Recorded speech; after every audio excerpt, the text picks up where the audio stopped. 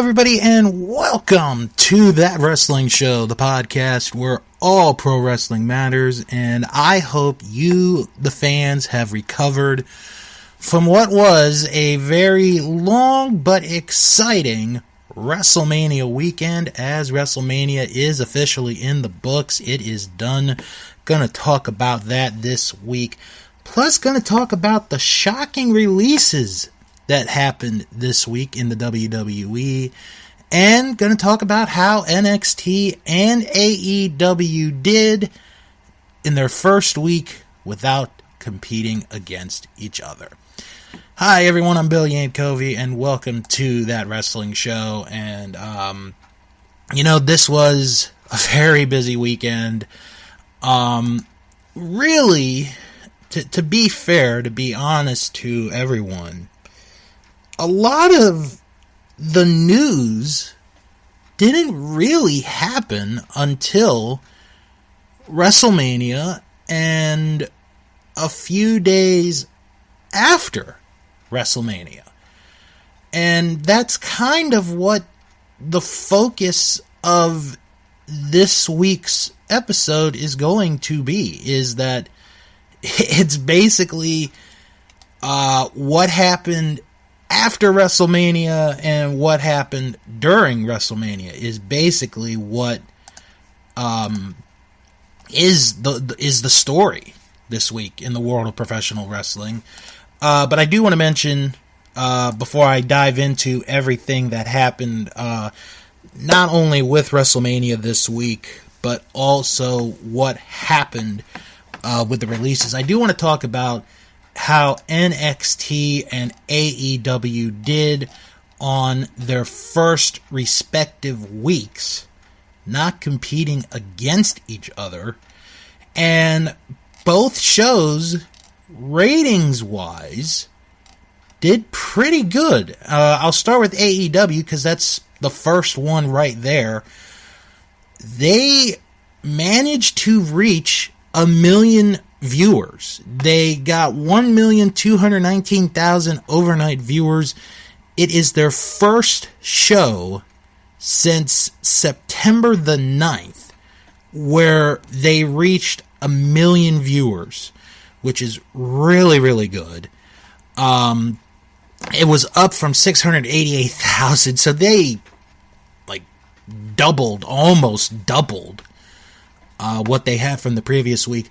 And the 18 to 49 demographic was really good. They had a .44 in the 18 to 49 demographic, which was up from .28 the previous week. Meanwhile, with NXT, they did a really good number. I want to say they did about 800,000 plus, which is really good on a Tuesday night. And Tuesdays, when you think about the TV week in general, where could WWE gain more viewers? Because Tuesday nights are usually the time where there's really no big sporting event. It's always Monday. So Tuesday seems to be the better day for NXT, and trying to actually get the numbers here. 805,000 viewers, 0.22 in the 18 to 49 demographic, which is really good. That put them in 8th place for the night. It also beat the NBA head-to-head on TNT, so that's got to be a thrill that they were able to beat the NBA, although I don't remember any of the games on Tuesday night. Probably weren't as big as they were there. And with AEW, they finished second, only behind The Real World, The Challenge on MTV for Wednesday night. So both shows did an absolute tremendous job in the ratings this week. Am I going to be doing this very often? No, I'm not. I'm not going to be doing it very often. I just thought, first week without NXT and AEW competing against each other. Let's see how they did. And in a way, both shows came out as winners, I think. AEW stayed at 800,000. They were doing their first show since their takeover, which I talked about last week. And AEW, even though it was a taped show, did over 1 million viewers, or got over 1 million viewers, and the 18 to 44 demographic was really good for them. So I think both NXT and AEW should feel very, very happy about the numbers that they got back this week. Also want to mention this week, this was announced by Ring of Honor that Mike Bennett and Maria Kanellis Bennett have both signed new contracts with Ring of Honor, so they are going to stay in Ring of Honor for a while. Wipeout, John Cena's new show, even though Wipeout's not really a new show, their viewership went down a little bit, went to 861,000, but it was fourth for the evening in all of cable broadcast TV, so that's really good news there. Also want to remind everyone that this weekend, actually it is this Sunday, A&E is going to start their 8-part biography series. The first one's going to be on Stone Cold Steve Austin, and then after that, the WWE Treasures, the show where Triple H and Stephanie McMahon are going to find what they think are lost WWE treasures. That'll be on A&E this weekend.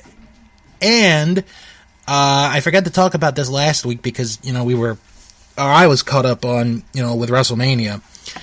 Season 3 of Dark Side of the Ring, everything has been announced. The date, the time, the first episode of the season on Vice. It will be Thursday, May the 6th, 9 p.m. Eastern, with the first episode of Season 3 being all about Brian Pillman. And believe me, if you were not around when Brian Pillman wrestled, you missed an unbelievable talent who was taken away from us way, way too soon. So check it out, Dark Side of the Ring, Season 3, beginning Thursday, May 6th. Almost said November. It is May 6th on Vice. Well, the big news of the week in the world of professional wrestling, besides what happened at WrestleMania, were the surprise releases that we had this past Thursday. It was spring cleaning, 2K21, I guess is the best way to put it. And what is kind of interesting is that this happened 1 year to the day of probably the biggest day of releases that they ever had as far as contracted talent went in WWE history. But this time, not as big as far as the number of people that got let go than last year. So 9 people were released from WWE, and I will tell you why they got released before I get into the 9. According to a report, John Laurinaitis made the call to each individual and said that it was because of budgeting issues. Do I want to believe John Laurinaitis? Probably not. How could you have budgeting issues?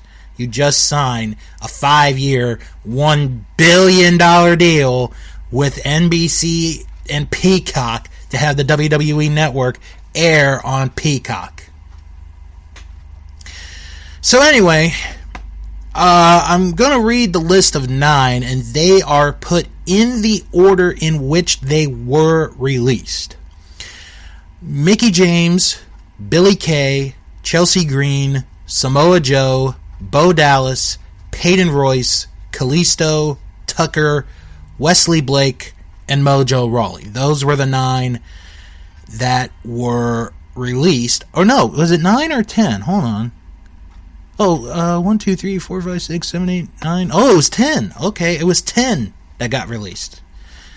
Okay, So, here's the thing.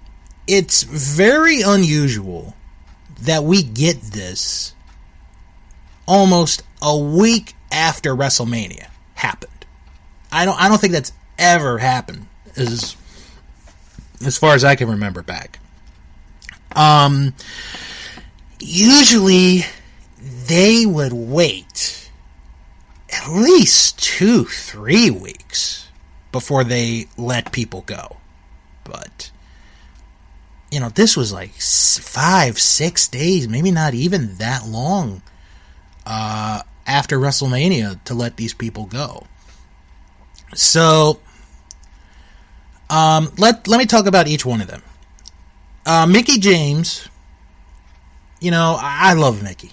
I think there's a lot of people that love her, respect her. She's done tremendous for professional wrestling. She really wasn't being used much. Like, the last time I saw her, she was on the kickoff show for night 2 of TakeOver Stand and Deliver. So, with all due respect to Mickie James, with all due respect to her, that release wasn't as much of a surprise.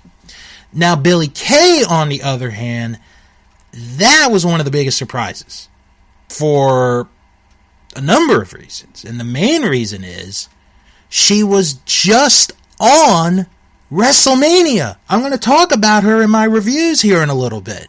She was on WrestleMania, and she had a story. She had an angle going where she had her, you know, like her profile picture and her resume on the back trying to get hired. And it's like, okay, let's see where this goes. And she just gets released. I don't get it. I really don't get it, because I was starting to get into Billie Kay's character here. I really was. Chelsea Green, that's another unfortunate story there, because she came up to SmackDown late October, early November. The rumor was that she was supposed to have won the triple threat match to go on the Survivor Series team, injured her shoulder, and really never got her opportunity to redeem herself to make a comeback. And, you know, it's like, oh, sorry, we won't let you get your chance. Kind of wrong on that. Plus, I think she was getting better and better as time went on.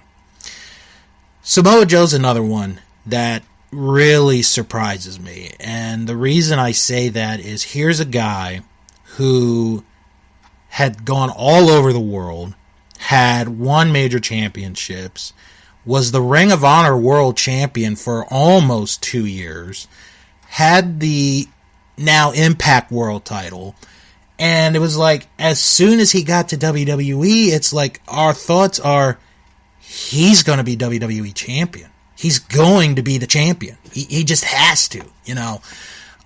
I know concussions was an issue with him, but man, he just got, you know, it's just like, it was like bad break after bad break, never really got a clean shot, you know. I mean, I'm not saying everything is WWE's fault. There's just some stuff that is out of your hands, and obviously that was, you know, what happened with Samoa Joe. A lot of things were out of his hand, and he was actually pretty good on commentary. I thought he was good on the commentary team. You know, I thought he was getting better at times. I don't think he would have been a commentator forever. I know that when they made the switches on the Raw team, I was like, oh, okay, well, this probably means Samoa Joe's going to come back. He's going to compete again, and then, well, he's gone. He's gone.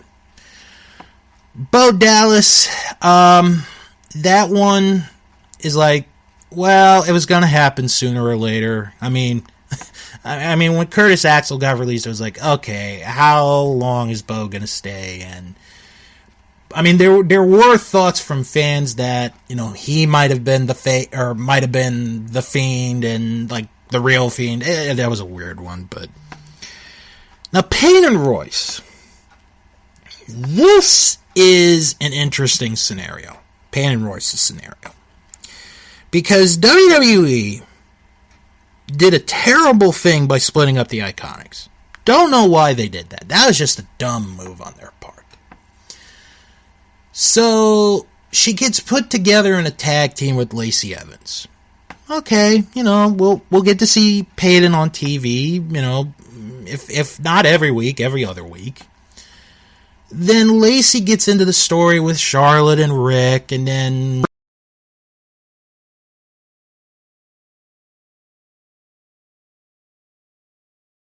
rude because Lacey and her husband had to do the wild thing, and Peyton's just sitting in the back. She cuts a promo on Raw Talk, gets a match with Asuka, and that's the end of it. She's not even a thought of WrestleMania. Not a thought. And I thought Peyton was the more talented of the two members in ring in the Iconics, where Billy was more of the entertainer. So Kalisto, that's another one where it's like, man, this guy should have been big. Like, I thought at one point, many years ago, when he was in the Indies, I thought for sure he was going to be the next Rey Mysterio. I really did. And then, he comes up, he wins the U.S. title twice. One of them, he beat Alberto Del Rio at the Royal Rumble. And it's like, okay, the future's bright for Kalisto. And then, once he loses the title, he's lost in the picture. And then he gets put together with Lince Dorado and Grand Metalik to become the Lucha House Party. They become a popular act for a while. Then Kalisto gets hurt. And then when he comes back, he ends up becoming a heel. I don't know why you make Kalisto a heel. And, nothing ever happens after that. Tucker, I feel bad with Tucker because here he is. He's on one of the more popular teams at this time last year with Otis, with Heavy Machinery. And it's like, okay, this could be something. These guys could do something. And then Otis wins Money in the Bank. Tucker's still there. They're still a popular act. And then Tucker costs Otis the Money in the Bank contract. And it's like, okay, there may be a feud between the two, and it never happened. So Tucker got lost in the mix. Now, Wesley Blake, this poor soul. Okay, for those of you who don't watch the WWE product or the NXT product regularly, let me tell you his story. He, in NXT, is teamed up with Buddy Murphy, and they're a good tag team. Once they are paired with Alexa Bliss, they become one of the more hated tag teams in NXT. And they were a very good tag team, Blake and Murphy. I thought the both of them should have come up together at the same time as a tag team. But WWE, and nothing wrong with WWE on this, they saw something in Murphy that at the time they did not see in Blake, which is understandable. So Murphy goes up to the main roster. Blake stays back. Blake is lost in the NXT mix for a while until he is paired together with Jackson Riker and Steve Cutler to create the Forgotten Sons. And Blake is back on TV again. And he has this opportunity. And the Forgotten Sons team is a good team. Then they get the call to go to Smackdown. Okay, Blake's got his opportunity here. He's got something. And the Forgotten Sons, and I'm sure this is forgotten because this was a year ago, they're right in the mix right away for the Smackdown tag team titles. They're in the mix. And then Riker has to make a stupid comment on Twitter, which pretty much kills the Forgotten Sons gimmick entirely. So thank you, Riker. Thank you for being an idiot. Blake, the next time we see him, he and Cutler are still together, but they become Baron Corbin's knights. And then Steve Cutler gets fired because Vince allegedly was mad that he had a New Year's Eve party and there were a lot of people there, could have gotten the COVID. And after that, nothing for Blake to do. And he gets released. However, on the positive note, with Blake, he did end up being in a relationship with Sarah, the last winner of Tough Enough, and they have a couple kids together. So at least there's a bright side to what was otherwise an up and down roller coaster for Wesley Blake. And then finally, Mojo Rawley, the last person to be released. Here's a guy who, this is somebody that, on paper, the WWE would have probably pushed for. He has an athletic background, played college football at the University of Maryland, has a master, or, has a degree in college, has the build. It's like, okay, they've got something. They could do something with him. And when he gets up to the roster, he continues for a little while his tag team with Zack Ryder from NXT when they were the Hype Bros. And Mojo's big moment, because Mojo's debut is actually at Battleground 2016, which I was at. So he debuts like 8 to 10 miles away from his college. So that's, pretty cool.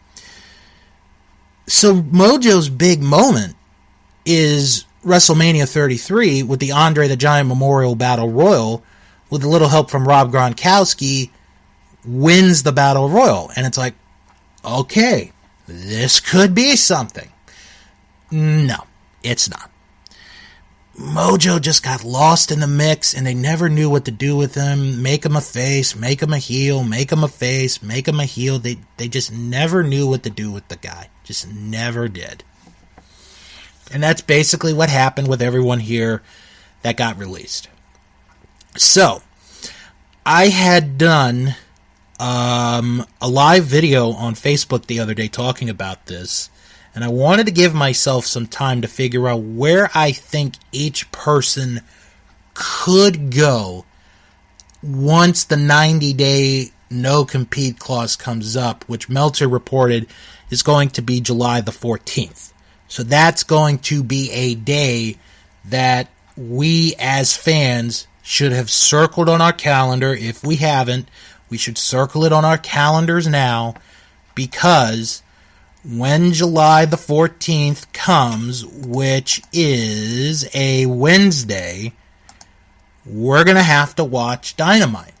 We're going to have to see if that show is taped, nothing can happen. If the show is live, be prepared to see some people maybe coming. So I'm going to go through each individual, and I'm going to tell you where I think they're going to end up. The one person that I am almost certain is going to go, I'm almost 1,000,000% sure, Mickie James. She's going to the NWA. I'm almost 1,000,000% sure she's going there because her husband is Nick Aldis.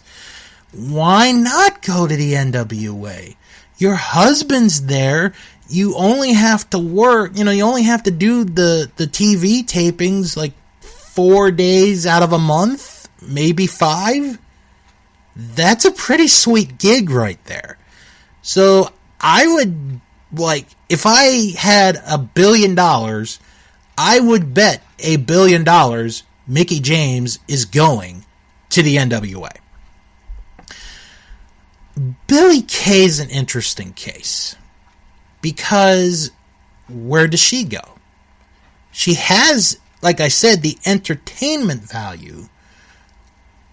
Her wrestling's okay. I always thought Peyton was the better of the two, but Billie is good. With Billie, I could see so many places she could go.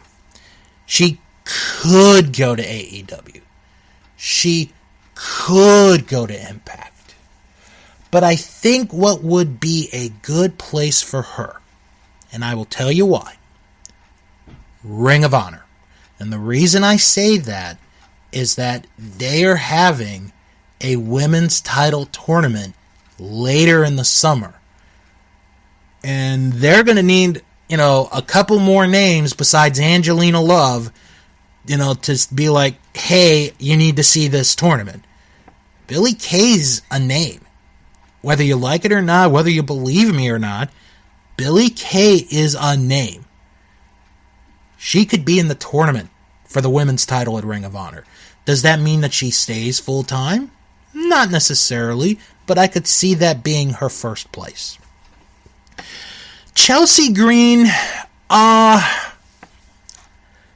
than likely, I could see her going back to Impact. I really could, because her fiance, Matt Cardona, wrestles there now, so that wouldn't really surprise me. Although, again, I could see her wrestling in the Ring of Honor Women's Title Tournament. I could see her maybe making an appearance or two at AEW, but I would say my top place for her is Chelsea Green, or with Chelsea Green, is at Impact Wrestling. Now, Samoa Joe is probably the biggest name and the biggest question of where is he going to go. He could go just about anywhere, and there probably would not be a problem. He could go back to Ring of Honor. He's a legend. He's almost like a god in Ring of Honor. He could go back to Impact. He's a legend there. He's almost a god in Impact. He could go to AEW. Be interesting to see the matchups he could have. He could go to the NWA. See what happens there. He could go to Major League Wrestling. Why not? We haven't mentioned them yet. They have a bunch of outlets as far as television go, and I read a report recently that they are close to a deal with somebody as far as another outlet for MLW Fusion goes, so we'll have to keep an eye on that. But if I had to guess where Samoa Joe's going to end up, I think he's going to end up at New Japan. Because imagine the possibilities of matches he could have. Him and Bad Luck Fale, him and Tanahashi, him and Okada, Naito, Jay White, Kota Ibushi, Will Ospreay, Shingo. Could you imagine Samoa Joe and Shingo? Holy crap, what a match that would be. Evil! What a match that would be! Samoa Joe and Evil? Holy cow, what a match that would be. Minoru Suzuki! Him and Minoru Suzuki!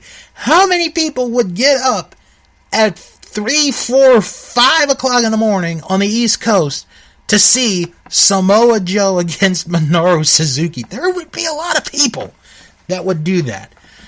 So I think my best bet is that Samoa Joe ends up in New Japan. That is my best bet. Bo Dallas, that's an interesting one. I think he, along with one or two other people, might be on the bottom of the totem pole as far as the interest of where they could end up.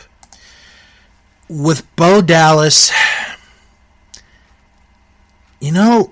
Impact kind of seems like the best fit for him. It seems like the best fit for him because Impact, in a good way, has kind of become the land of misfit toys. They have the talent. They were never used right. Let's see what he could do. And maybe he could develop and get better. Peyton Royce, I think she'll end up with AEW kind of in the same way that I felt Mickie James could end up in the NWA because her husband is in AEW, meaning Shawn Spears. And that could be another member of the Pinnacle right there that Peyton Royce could, add into the group, add like a female member into the group. So I think that's where she's going to go. And the women's division could have another name right there. Kalisto, he's the only one of the group that I could see legit end up going to wrestle in Mexico. He's the only one I could see. I could see him maybe at CMLL. I could maybe see him at AAA. One of those two. And then he can make an appearance here and there, wrestle at, this promotion for a little while, wrestle in that promotion for a little while. Maybe he goes to New Japan, wrestles in the junior heavyweight division, because right now, Hiromu Takahashi is out of action, and they might need a new body in the junior heavyweight division, and Kalisto could fit that, description. Tucker, I saw one person make this suggestion, and I actually agree with this. I could see Tucker going to MLW, because he's got a good build, he's got a good look, and MLW is a place where you can be developed, get better, and become a very good wrestler. So I could see Tucker going to MLW. With Wesley Blake, see, Blake's the toughest one.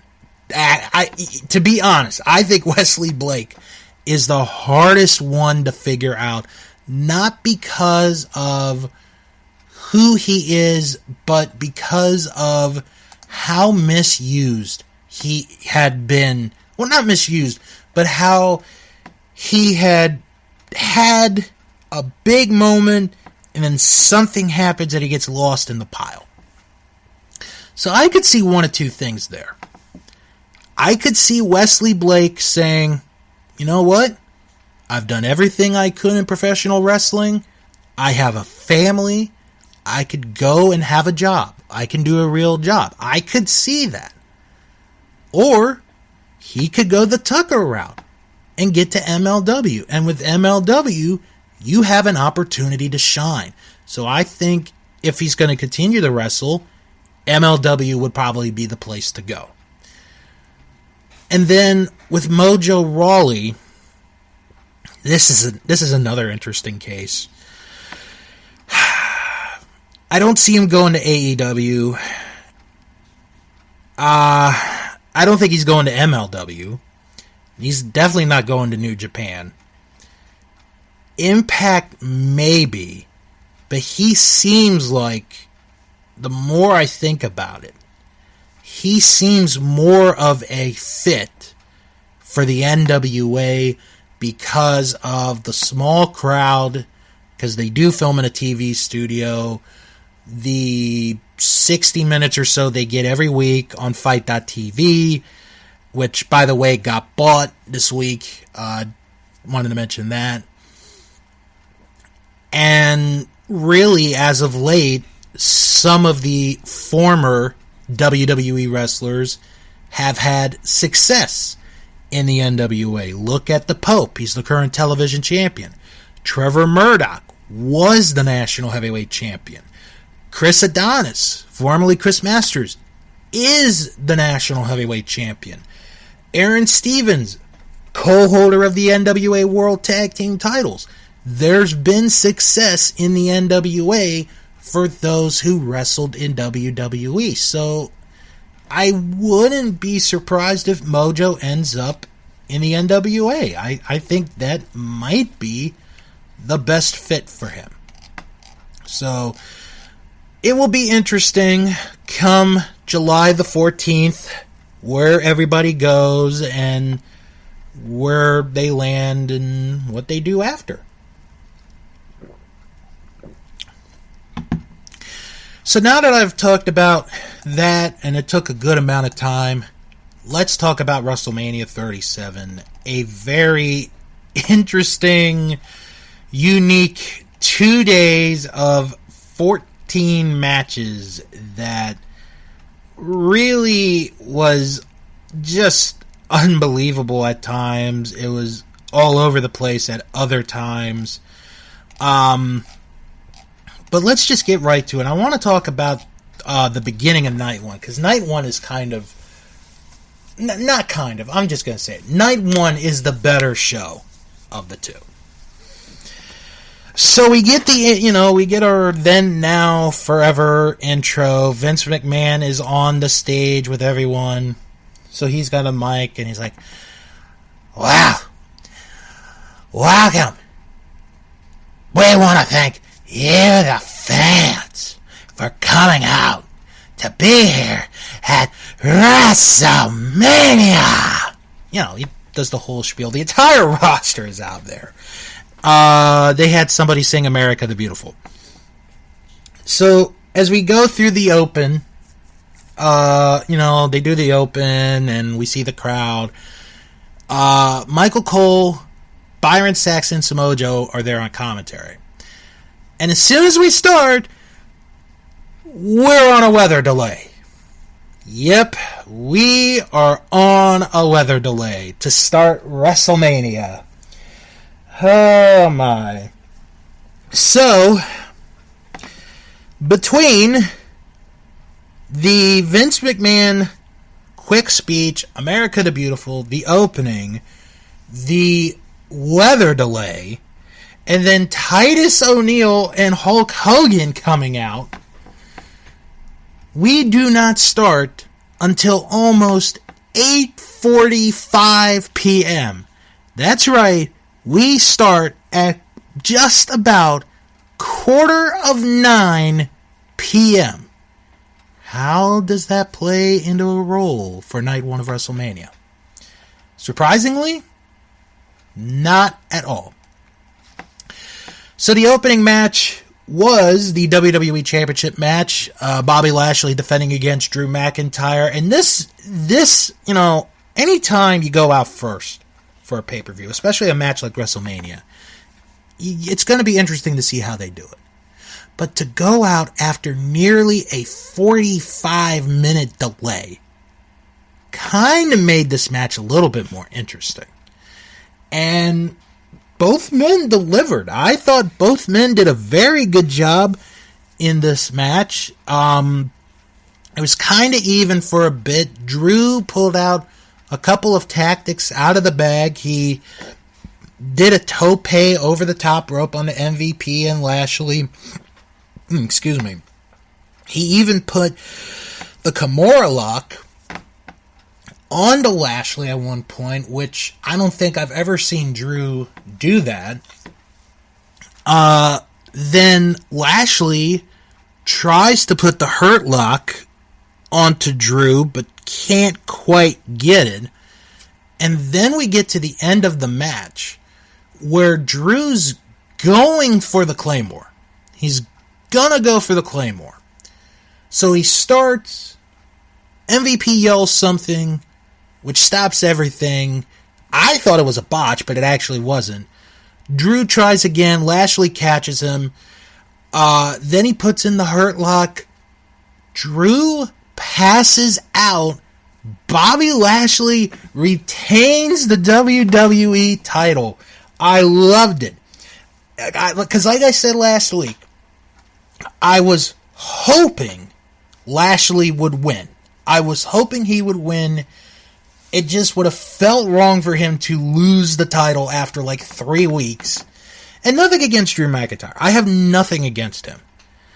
But it's like, Drew's had it twice. He's not ready to have it for a third time, I don't think. So, alright, so I'm going to give you my grade, and then we're going to go into Meltzer and CBS Sports and tell you what they thought of the action. So, I loved this opening match. I really did. I loved this match. This is in... Well, I'll say this. It's in my top 5. Yeah, I guess I'd say...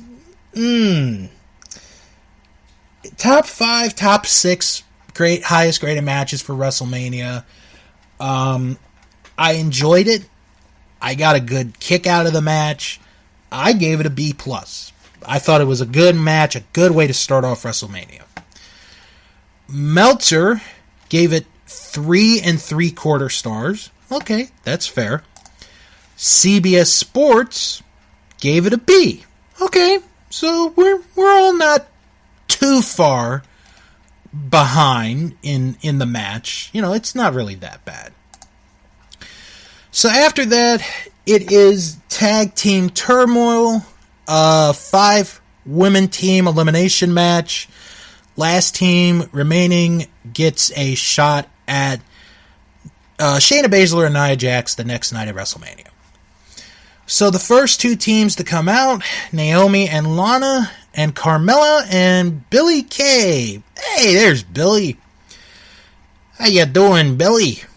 Remember Hacksaw Jim Duggan calling me that at WrestleCon. So, you going to Hall of Fame tonight, Billie? Oh, I'm gonna be there.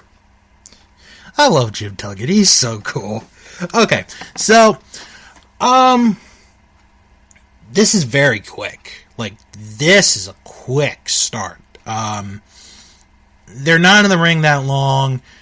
Billie Kay has a sunset flip kind of pin on Lana. Carmella uses her feet to help with the momentum. Naomi and Lana are eliminated. That was kind of a surprise. I thought they would have gone to win the match. Team number 3 is the Riot Squad, Ruby Riott and Liv Morgan. Wrestle. Billie Kay and Carmella try the same cheating move. Referee catches them that time. Ruby Riott hits a swanton to get the 3 count. Goodbye, Carmella, and goodbye, Billie Kay. We'll see you in 90 days. Then team number 4 comes out. It is Dana Brooke and Mandy Rose. Along the way, Mandy Rose falls on the ramp. It was funny for a little bit, then you just kinda moved on. And these 4 women, I thought, did a good job here. You know, they did what they had to do. The end of the match, Dana Brooke gets she hits the swanton, pardon me. She hits the swanton onto Liv Morgan to try to get the pin, but Morgan reverses it into a small package to get the 3 count. Dana Brooke and Mandy Rose eliminated from the match. So the final team is Natalia and Tamina, and this is Riott and Morgan's 3rd match in a row. They hang in there. They did their best. All 4 of them did their best here. But it was too much Natalia and Tamina. And Tamina, you know, actually what was kind of cool was Natalia was going to go for the sharpshooter to end the match. But she tags Tamina's like, you finish it. She hits the Superfly Splash. Natalia and Tamina win the match and will get the title shot on night 2. As far as this match goes, the women tried. They did the best they could. They really weren't given a lot of time. If you combine the time, it's about 10-11 minutes. So I gave this a D. It's not the worst match of the weekend. It is on night 2. But this is not the worst match of the weekend. So Meltzer, he did his rating a little differently. He actually rated each match of the Turmoil, so I'll go through the order. The opening, Naomi and Lana against Carmella, Billie Kay, he gave it 3/4 of a star. Riot Squad against Billie Kay and Carmella, he gave it half a star. Riot Squad against Brooke and Rose, he gave it 1 1/4 star. And the final match, Natalia and Tamina against Riot Squad, he gave it 1 3/4 stars. Okay, so CBS Sports gave this a C+. I kind of have to disagree with them there. Next up, Seth Rollins against Cesaro. This was a really good match. This was a fun match to watch, and it was kind of cool to see this version of a Seth Rollins heel where he's actually good. He's not annoying. He's not a pest. And he does really good in the ring. And these two men have a good match. Really, really good. Cesaro does 20-plus swings and does the unidentified flying opponent, the UFO. And then Cesaro hits the neutralizer to get the win. It was a really good match. I would like to see these two have another match again down the road, maybe at the next pay-per-view. I gave this a B+. I really enjoyed this match. It was a little better than I thought it would be. Meltzer gave this 4 stars. CBS Sports gave it an A-. Now, next match is the Raw Tag Team titles. Kofi Kingston and Xavier Woods defending against AJ Styles and Omos. This match, as far as telling a story, might actually have been one of the better matches of WrestleMania weekend.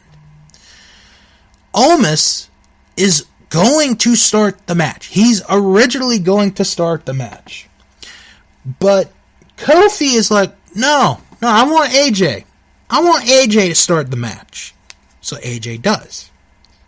And we get a good story. The story is that the New Day keeps AJ Styles away from Omos as much as they can, because they know as soon as Omos gets in the ring, they're done for. And it's so weird because the New Day are faces. You know, they're faces. AJ and Omos are heels. But here, the New Day act as if they're the heels in the match. So, they're doing everything they can, and it's really good. It's good storytelling. And then AJ makes the tag to Omos, and everyone in the stadium is like, oh, here we go. And it's like, all right, let's see what this big guy can do. And this changes the match entirely, because Omos obliterates the New Day. And, yes, it's debut. It's his first match. No, Omos is not going to have the greatest performance in the world, but it's still going to be entertaining, and that's what it was. It was entertaining. AJ at one point climbs onto the shoulder of Omos, hits a phenomenal forearm on both members of the New Day. Omos puts his foot on Xavier Woods' chest. 1, 2, 3. Styles and Omos win the Raw Tag Team titles. Like I said, story-wise, it's actually one of the better matches of WrestleMania weekend. It really is. So, I gave this match a C+, because I actually enjoyed it. Meltzer gave it 2.25 stars. CBS Sports gave it a B+. So now we go to the steel cage match. Shane McMahon against Braun Strowman. Strowman is about to go into the cage to start the match when Elias and Jackson Ryker come from the crowd. They attack Braun. They go after his legs before he can even get into the cage. So they beat him up, and then Shane McMahon, for a little while, has the advantage on Braun. At a few points during the match, Elias and Ryker get involved on the outside of the cage, but Braun eventually gets them out of the way. Then we get to... Yeah, we'll get towards the end. Because Shane and Braun, they're fighting near the top of the cage. Shane finds a toolbox hanging on one of the ropes that helps support the cage come up and down. okay, why is there a toolbox hanging? And I'm not even gonna. So he hits Braun. Braun goes down on the mat. So Shane, now realizing what he's got, decides to leave the cage. So he makes his way out, and as he's doing that, he is waving goodbye to Braun, taunts him as he's going down. Big mistake. Because Braun is able to tear the cage up, gets Shane back over, and then Shane gets thrown from the top of the cage into the ring, just lays there, takes a sick bump, and then Braun comes in, hits the running power slam. Braun Strowman wins the steel cage match. I gave this a C. It was a little entertaining. I liked the ending. I thought it was a good ending to really what was nothing more than a 4 or 5 week angle. Meltzer gave it a 1.5 stars. CBS Sports gave it a B. Alright, so now, the next match, we see a bunch of bunny rabbits coming out to the ring. Yes, a bunch of bunny rabbits coming out to the ring. And a couple of them, if you have not seen this, 1 or 2 of them lose an ear as they get to the ring. And God bless those people, because they kept going. They kept performing when they lost their ear. Good job on them. So the next match is The Miz and John Morrison against Damien Priest and Bad Bunny. Now, here's the story to this match. Priest is going to start the match. Miz is like, no, I want Bad Bunny. I want Bad Bunny to start the match. So he's like, okay, I'll give you Bad Bunny. Boom, there you go. So, Bad Bunny and The Miz start the match, and Bad Bunny's looking good in the ring. He does a La Magistral cradle, gets a 2 count, does a couple of high-flying moves, can't really, get there, and then Miz and Morrison take the advantage on Bad Bunny. And Bad Bunny is selling this. He's actually doing really good at this. So eventually, Bad Bunny makes the tag to Damien Priest. Now, unlike with Almas, it's not, oh no, this match is over. It's more of, okay, Bad Bunny can get some rest. So Miz and Morrison eventually get beat up to the outside. Bad Bunny does a crossbody block from the top rope onto the floor. They get him back in the ring. Double Falcon Arrow by Bunny and Priest for a 2 count. And then Bad Bunny on the outside of the ring hits a Canadian Destroyer on the outside onto John Morrison, and everyone goes crazy. It is nuts. And they finish off The Miz with a crossbody, and Bad Bunny and Damien Priest win the match. In a match that, on paper, should not have been as good as it was. Bad Bunny may have outperformed every celebrity that has ever competed in a WrestleMania, and I'm excluding Ronda Rousey because she ended up being on the roster full time. My God, after that match, because I already had respect for Bad Bunny because of how he respected the business, how he treated everybody. But after that match, holy crap, that was amazing. If Bad Bunny wanted to leave the music game and stick to wrestling, he'd be the most popular guy in WWE when the fans come back. I do believe. This match got a B+ for me, and up to that point, that was the match of the night. Meltzer gave it 3.5 stars. CBS Sports gave it an A. And you're like, okay, how could this be topped? How can this be topped?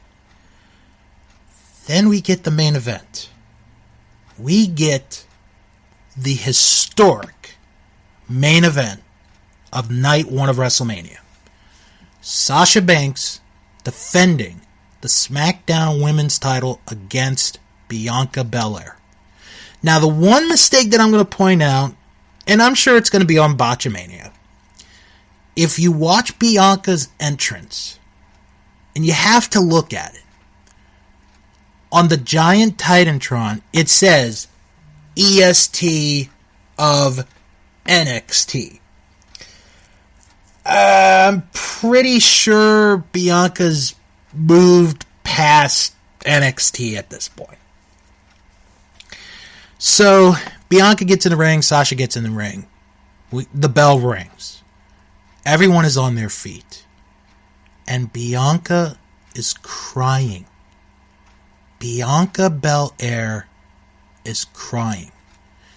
And I know there are people that are like, oh, well, you kind of knew when, she cried. It gave away the end of the match. I don't care. This was a WrestleMania moment.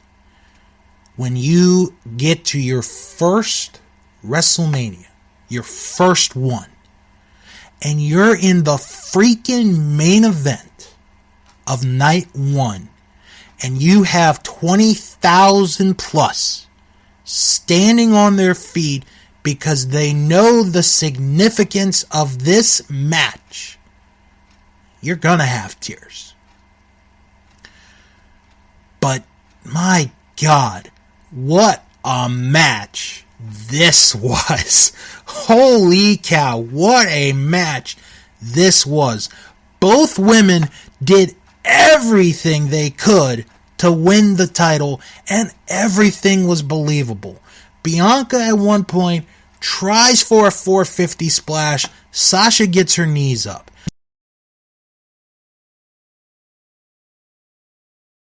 She uses Belaire's extension, her hair extension, to try to get the win, but cannot beat her. It is back and forth, back and forth. It is so incredible. And then, the end of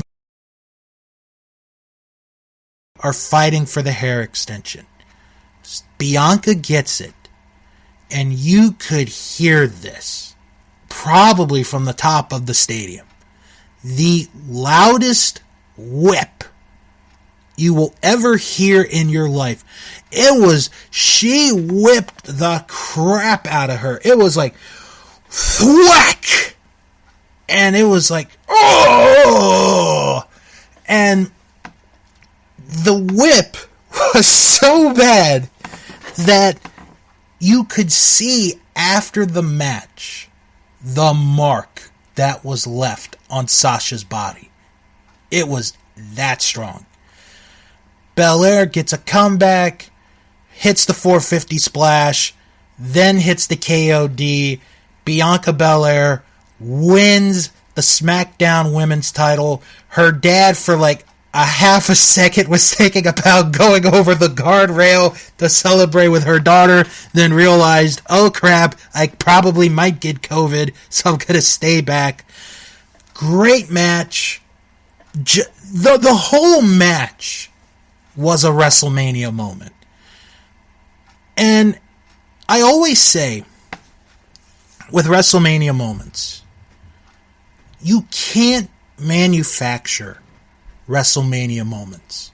You can't take it, put it in a machine, and create a WrestleMania moment. It has to be organic. That is what this match was. It was an organic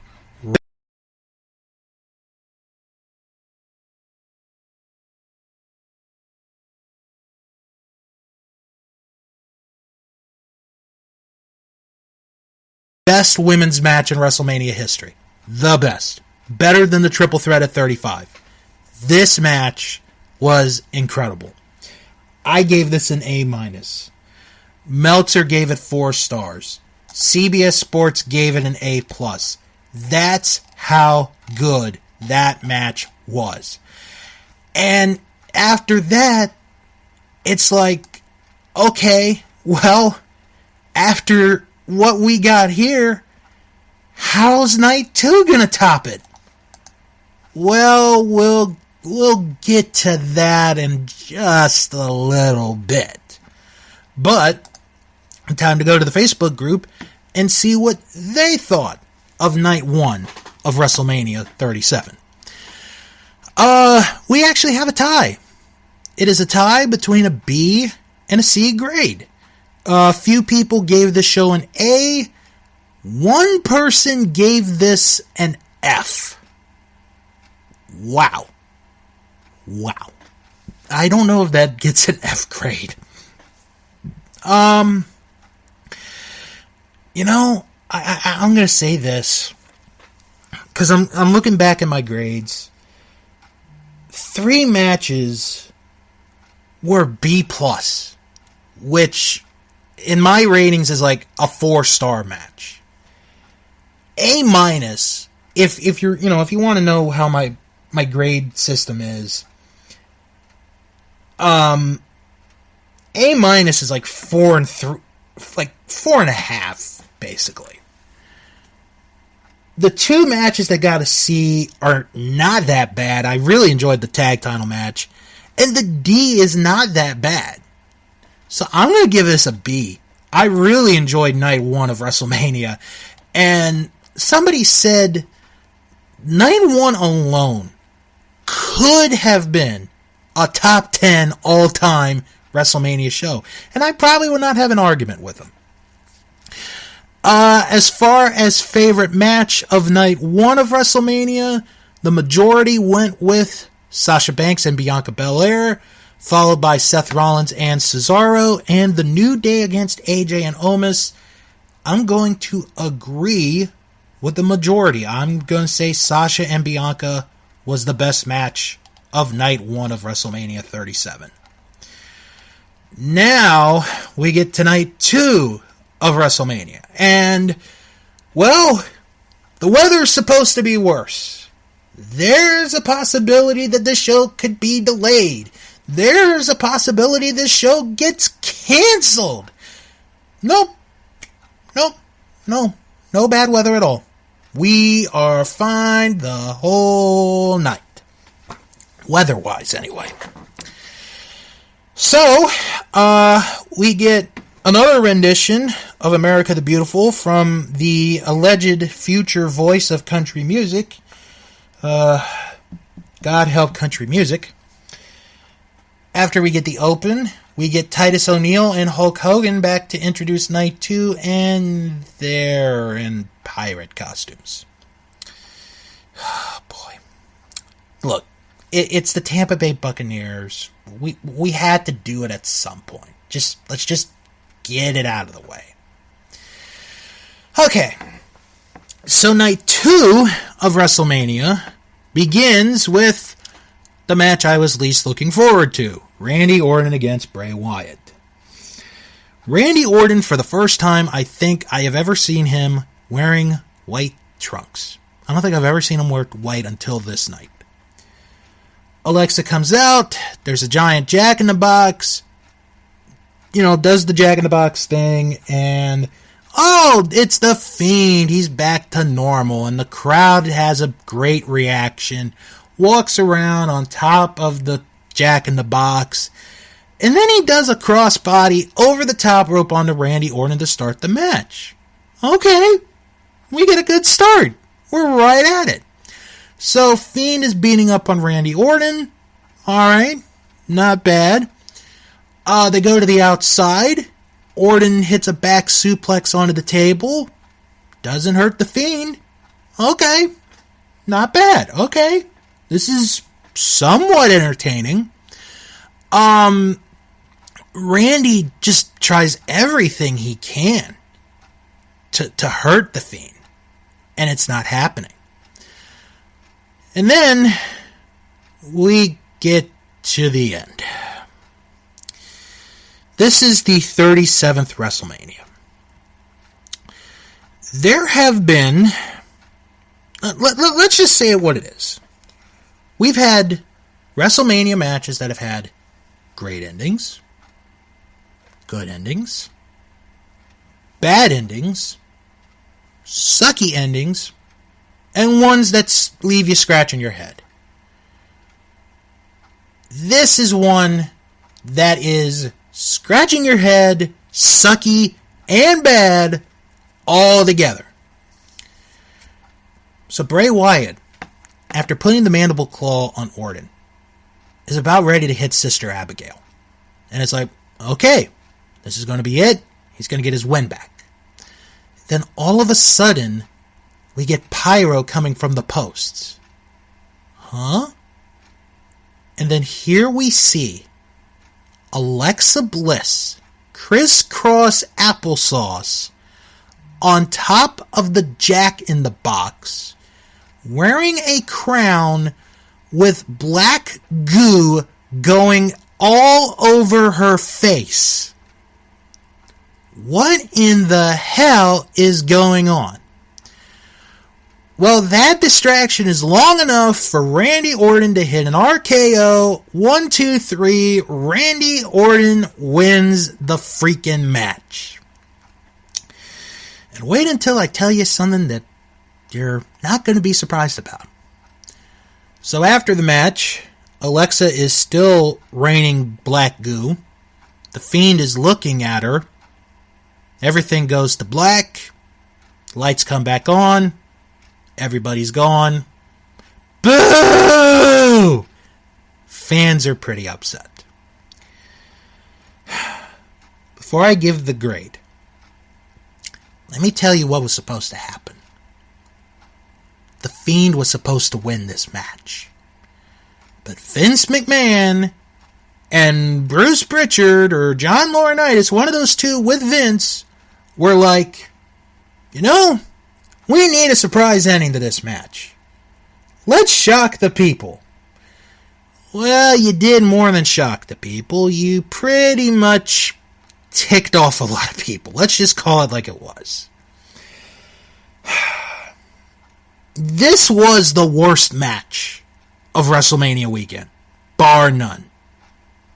But I have to give it a C-, only because the build-up, or the match until the end, is not that bad. It is, when you get to the end, it is nosedive city. It is terrible. Just terrible.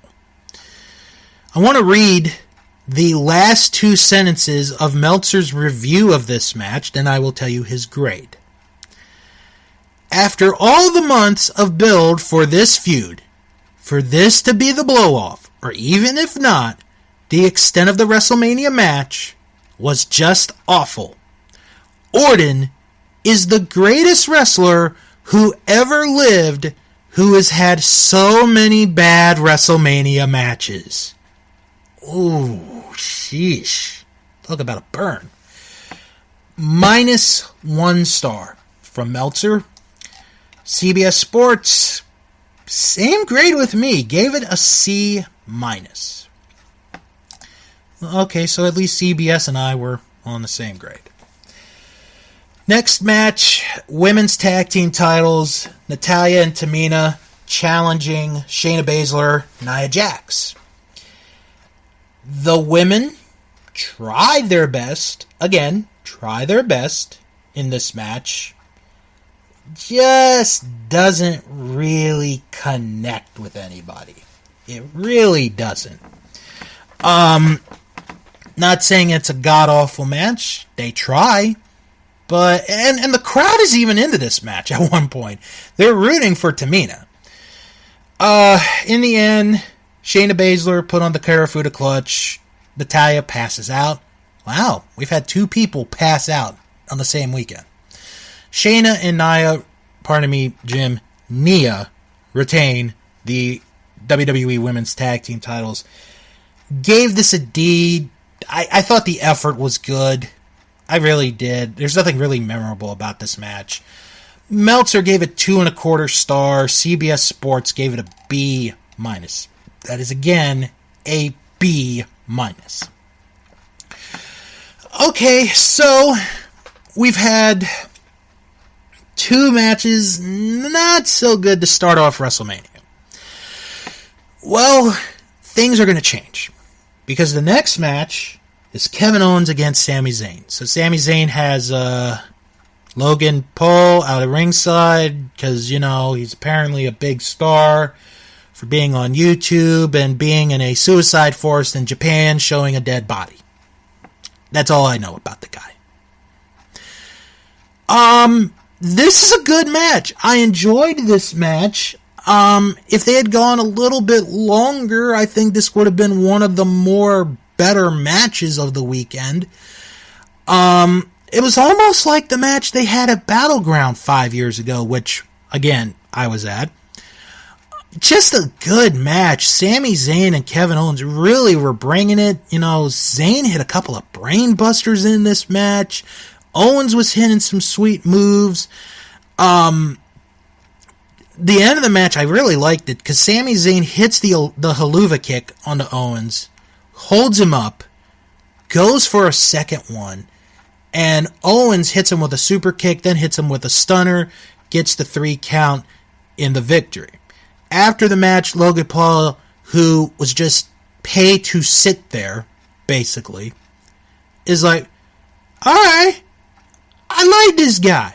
I like this guy. I think he's good. The fans are booing him. And we haven't even reached, the peak of the fans booing on this night yet. We have not reached the peak yet. And KO, after having his hand held, is like, oh. Hits him with a stunner. And that's it. Enjoyed the match.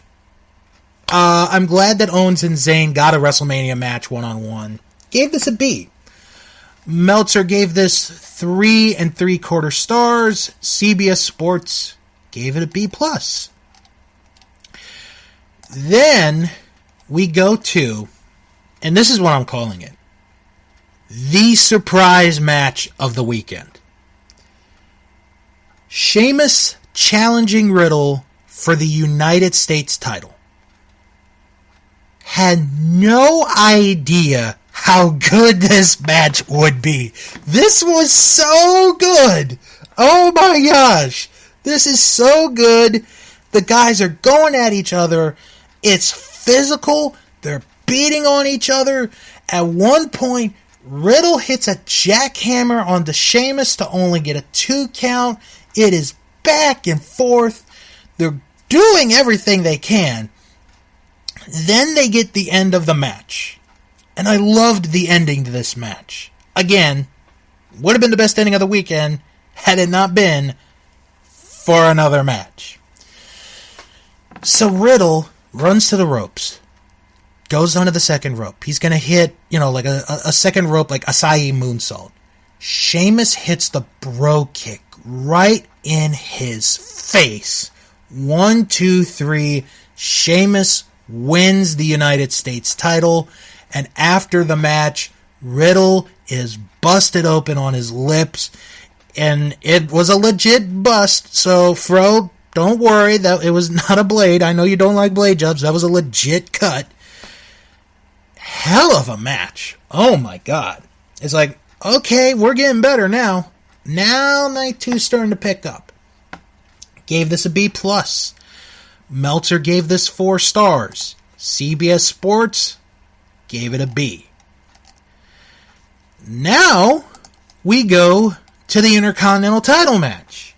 It is Big E challenging Apollo Crews.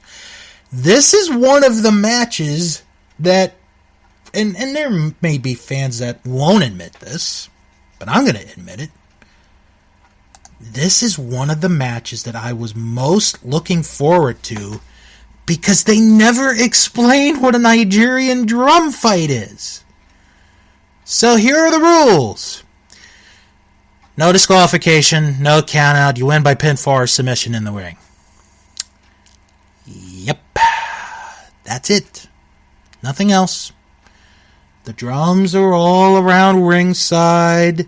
There's a cymbal there. There's tables. It's the usual stuff. So, Big E his entrance is performed by Wale.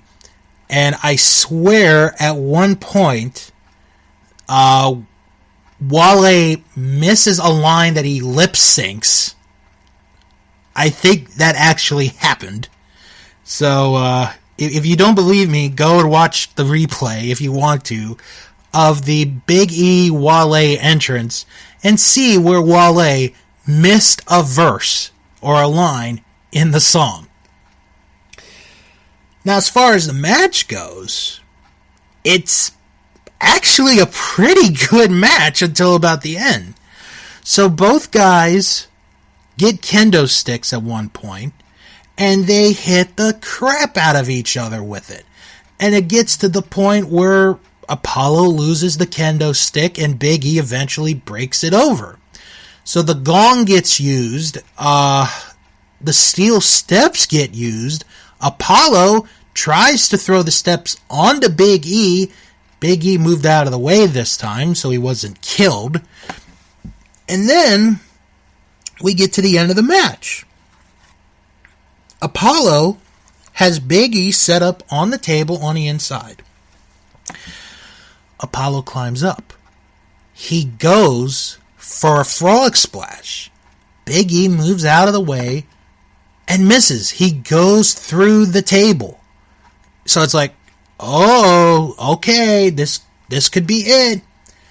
Big E hits the big ending. All right, this is going to be it. When all of a sudden, Babatunde! Yep, Babatunde from the Greatest Royal Rumble and Double K from Raw Underground makes an appearance in a military outfit. Beats up Big E. Crews gets the cover. 1, 2, 3. Apollo Crews wins the Intercontinental title. Apparently, Double K is now known as Commander Aziz. I liked the match.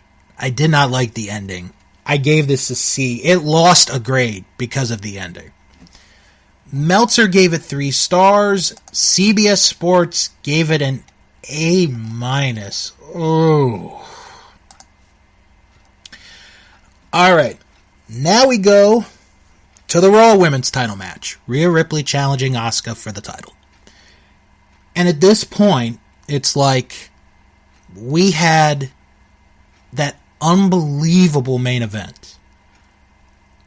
How in the world can these two even attempt to top it? It's a good match. They tried. It just did not connect. It really didn't. And I like Rhea Ripley. I like Asuka. This match just did not connect for some reason. Rhea Ripley hit the Riptide to win the Raw Women's title. Not saying that the match was bad, not saying that it was sloppy, because both did put a good effort into it, but this just didn't connect. It really didn't. I think part of it might have been, we didn't have a weather delay on night 2, which actually was kind of a good thing here, because it gave us a little bit extra time. I think Sasha and Bianca may have set the bar so high that there was no way Asuka and Rhea could have possibly topped it. I think that's what it was. So I gave the match a C+. Meltzer gave it 3 3/4 stars. CBS Sports gave it a B+. Now, before I go to the main event, I have to talk about this segment. And this is the only segment that I'm really going to talk about all of WrestleMania, because there were a bunch of other segments. Well, no, I actually talked about briefly Hogan and Titus's opening. I did mention that. And Vince's quick speech. Can you imagine Vince was present? Like, his speeches would be like 2 minutes long. Be the greatest. So anyway, Titus and Hulk come out, and they thank the fans for coming out for WrestleMania, being there for both nights of the show, and, doing that stuff. Bayley comes out. Now, Bayley, who for some odd reason had no match at WrestleMania this year, after having perhaps the greatest reign as SmackDown Women's Champion of all time, so that belt should be known as the Bayley Memorial Championship, talks down on Hogan and O'Neal because they're both Hall of Famers. Well, O'Neal did win the Warrior Award, so I guess that makes him a Hall of Famer? I don't know. So Bayley is like, it's not about you, it's about me, blah, blah, blah, blah, blah. Then all of a sudden, you can look, but you can't touch. Boo! Yep, the Bellas come out. Because, we really needed the Bellas. We really needed the Bellas on WrestleMania. They're already in the Hall of Fame. They had that quick, part where they, here's the class of 2020, here's the class of 2021. We didn't need the Bellas anymore. We didn't. We really didn't. So Bayley makes a smart comment about how Nikki's not getting any texts from John Cena anymore. She gets beat up, that's it. That crowd, booed the Bellas out of that stadium. If you thought Hogan got booed out, the Bellas was 10 times more booed out of the building than Hogan was, which is saying something. Alright, now we go to the main event of Night 2 of WrestleMania. Triple threat match for the Universal Heavy... Pardon me, Jim. The Brock Lesnar Memorial Championship. Daniel Bryan and Edge, the challengers. Roman Reigns, the champion. Edge gets the biggest pop of the night. And you can make the argument the biggest pop of the weekend. This match... Because it's Sasha and Bianca, again, Sasha and Bianca set the bar pretty high. How is this match gonna do? Well, they sure went past the freaking bar. They broke the damn bar. So, 3 men start the match. Jey Uso pulls Daniel Bryan out of the ring, hits a super kick. Edge goes to the outside. Jey Uso hits another super kick onto Edge. The stairs get set up. Jey Uso hits a second super kick onto Daniel Bryan. He then tries to hit a second super kick onto Edge. Edge catches him, hits a DDT on the steps. This takes Jey Uso out of the match. So now it's the 3 of them. Paul Heyman does nothing in this match. And actually, that's one of the things I've liked with Paul Heyman is even when he was with Brock, he didn't interfere in the matches. He just let his guy do his thing. So Edge knocks out Roman Reigns. So it's Edge and Bryan for a while. And it's so good. It is such good action. Back and forth, back and forth. Reigns gets involved. And it becomes Reigns and Bryan for a little while. Good back and forth stuff. Then it becomes Edge and Reigns. Back and forth, back and forth. Some very good stuff. Then we get to a point where Daniel Bryan and Reigns. Bryan and Reigns are on the outside. Reigns hits a powerbomb through the announcer's table. And you're like, okay, that's probably it for Bryan. So Reigns comes back in. Edge hits him with a spear. 1, 2. No. Reigns kicks out. Edge then goes to the outside. grabs a chair. He tries to hit Reigns with the chair. Reigns blocks it, throws the chair away. One of the legs falls off the chair. Remember that for what's about to happen next. So Reigns tries to go for a spear. Edge ducks out of the way. He puts the crossface on the Roman Reigns. Okay, we've got something here. Then Edge sees the leg that is on the mat. He sees the broken chair leg on the mat. So he grabs the chair, or the leg, into Roman's mouth. And it's like, he's got the torque in. It's going to make Reigns lose his breath. And it's like, this is how Edge is going to win the title. This is how he's going to do it. Then, all of a sudden, Daniel Bryan manages to get back in the ring.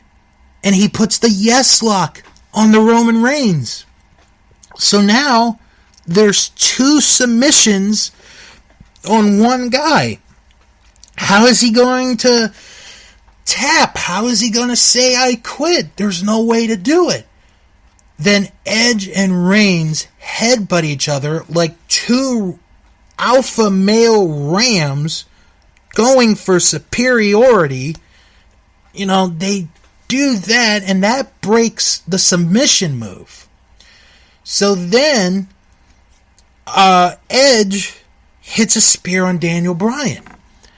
And it's like, okay, he's got it. Reigns is out of it at this point. But Edge isn't satisfied. He rolls out of the ring. He grabs a few more steel chairs. So he gets back in the ring. He puts a chair under Daniel Bryan's head. He puts a chair under Roman Reigns' head. Edge has a chair in his hands. Uh-oh. Edge hits a concerto onto Daniel Bryan. That pretty much eliminates Bryan from the match. So now he's going to go to Roman Reigns. If he hits Reigns with this concerto, it's over. He's going to win the Universal title. All of a sudden, Jey Uso comes back from the medical room, goes after Edge. Edge takes Jey out, but Roman Reigns gets back up and hits him with a spear. Then Roman Reigns sets Edge up, puts his head on a chair. He grabs a chair, hits a concerto onto Edge, and then drags Edge over to put him on top of Daniel Bryan, pins both men, 1, 2, 3, Roman Reigns retains the Universal Championship in an unbelievable main event of WrestleMania. Whew. I need water.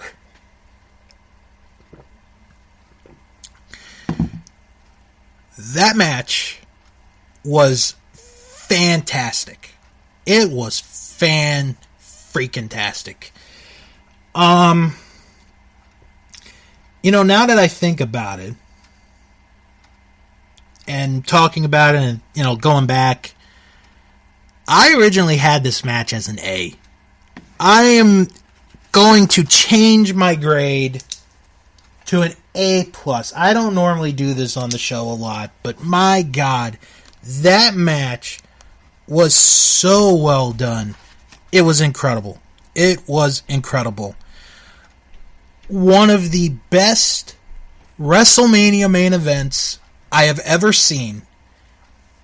Everything was pulled off to perfection. Everything. I had no problem with the way the match ended. The right person went over to win. And now you have a legit argument that this version of Roman Reigns, when it's all said and done, might be the greatest Universal Champion of all time. That is a legit argument, and I would support that argument. So, like I said, I changed my grade. I gave this an A+. Meltzer gave it 4.5 stars. CBS Sports gave it an A. And what a way to end not only night 2 of WrestleMania, but what a way to end the entire weekend. So, let's go to our Facebook group, see what the people thought about this show. This one's actually a tie between a B and a C grade. A couple people gave this show an F. I could see why. One person gave it an A and one person gave it a D. So here's where I'm going to go with this. First match had one of the worst endings I think we will ever see at a WrestleMania. Women's tag title match was about what we were going to get. Owens and Zayn was good.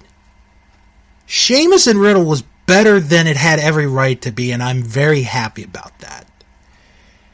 The Intercontinental title match was actually really good until the end. The Raw Women's title match, like I said, it was a good match, but there was no way it was going to live up to the previous night. But the main event saves this night.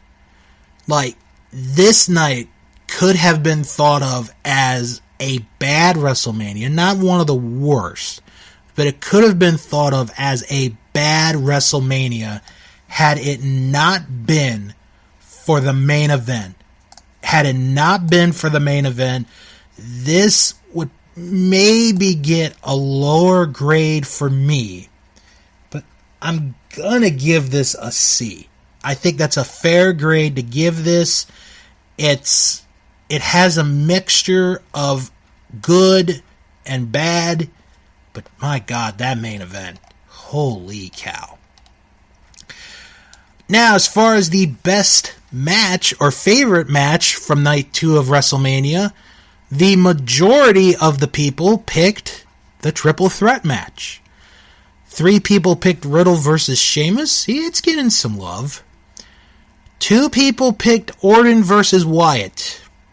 I would like to ask the 2 that voted for this, what drug are you using, and may I use it in the future? And 2 people voted Ripley and Asuka. I gotta go with the triple threat match. I gotta go with the main event. It was phenomenal. It was fantastic.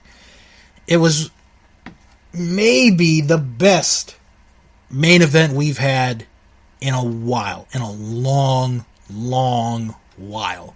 It was that good of a match.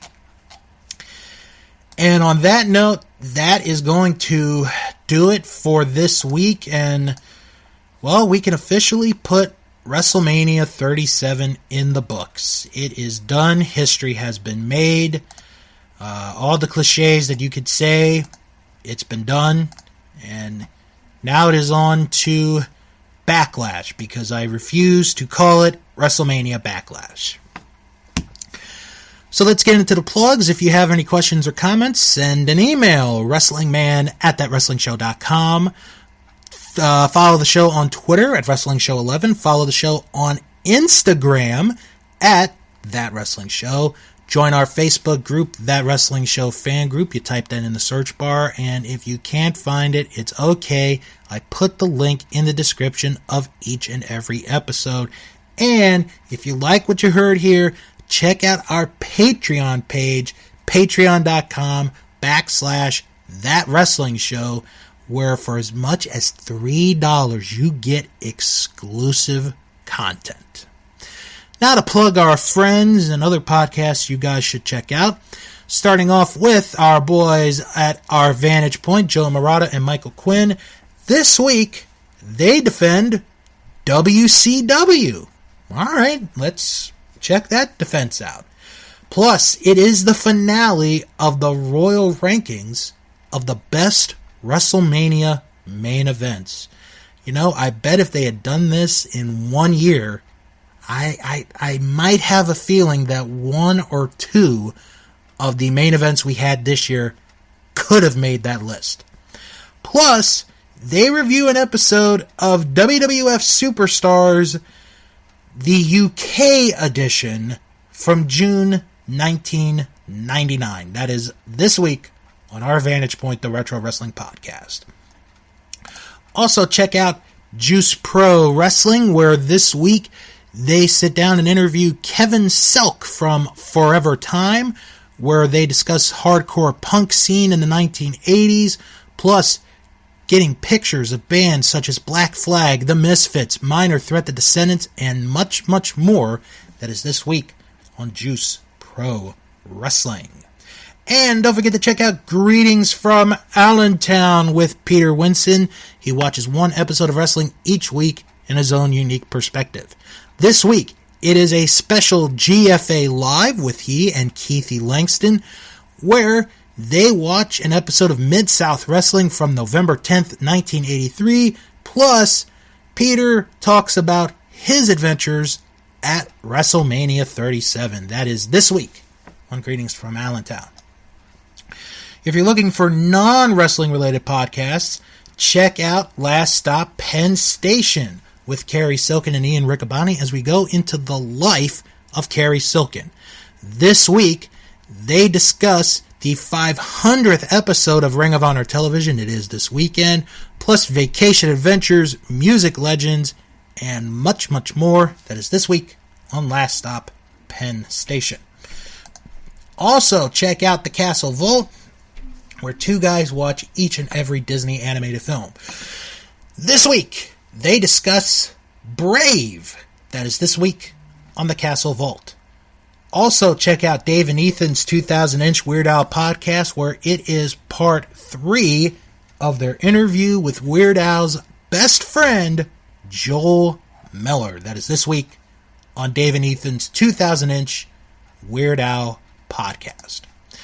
I want to go back real quick to the wrestling podcast. I forgot to mention this. Check out the 24-inch podcast with Steve Bennett and Dave Rollins, where they take a look at Hulk Hogan. This week, they discuss the match against The Rock at WrestleMania 18, and you can find this podcast on the Sportscasters Podcast.